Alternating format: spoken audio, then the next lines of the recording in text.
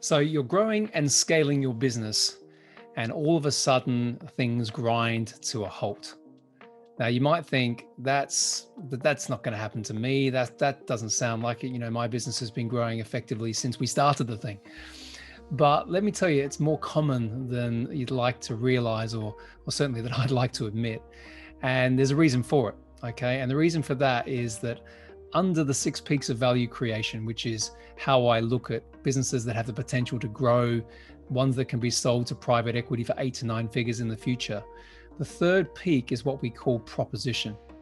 And proposition is not simply a product or a service. I mean, that is part of it.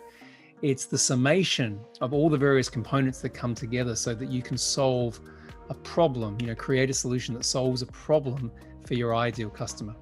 So the proposition, sometimes called the value proposition, is all about the product or service, but it's also about the experience. It's the way that you do it. It's the whole summation, all the moving parts, all the cogs that delight your ideal customer, that not only gets them to potentially become a customer in the first place, but gets them coming back for more and also telling their friends, their colleagues about what you do, so that eventually you can get more business from that.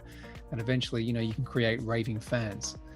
So the reason I say beforehand that businesses can grind to a halt is because the world is moving so quickly these days. We've had challenges with the environment, politically, economically of late. As I said, we've had COVID-19, we've had all these sort of things hitting us as I record this today.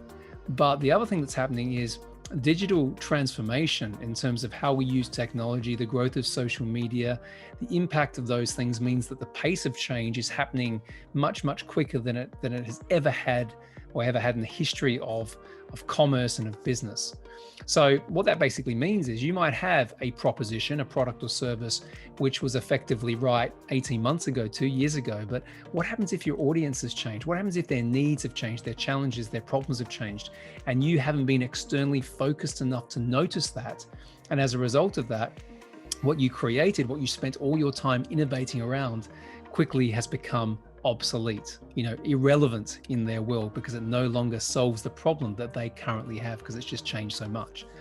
So it's an important part of the whole analysis under the 6 peaks of value creation, because you want to have a proposition that solves a very, very specific problem for your ideal customer. And one of the things I like to say is you want to mean a lot to someone, not a little to everyone. And the only way that you can do that is to be more externally focused, do your research, test, trial, experiments, use your marketing in that way, and constantly work off a platform that has the ability to iterate. The word pivot is overused these days. I'm not talking about wholesale changes. I'm talking about those clever tweaks and tunes that you can make to your proposition that means that you can continue solving those problems for your clients. And what's interesting about it, if I look at it through the lens of an investor, from a private equity exit one day, a lot of value is put on the proposition, because the more differentiated it is, the more unique, the more remarkable it is, the harder it is for the competition to copy. And when I was studying many, many years ago, I had the opportunity to go to INSEAD, the business school. And there was a great book called Blue Ocean Strategy. And it basically meant that if you can compete in the blue ocean, in the sea where there's no competitors, you're going to get a disproportionate value on your business. Whereas I suppose the counteract to that is the red ocean, where all the fish are frenzying for the limited resources. So I challenge you today to have a look at your proposition. Just because it was working previously, is it still relevant today? And more importantly, is it going to be relevant tomorrow? Because the more that you can put into that now, the more work you can put onto that now, the more that you're going to create a stunning business. You're going to create freedom for yourself. You're going to build wealth for yourself and investors. And you're going to be able to, potentially achieve that 8 to 9 figure exit one day, which is what I know a lot of entrepreneurs and business owners are looking for.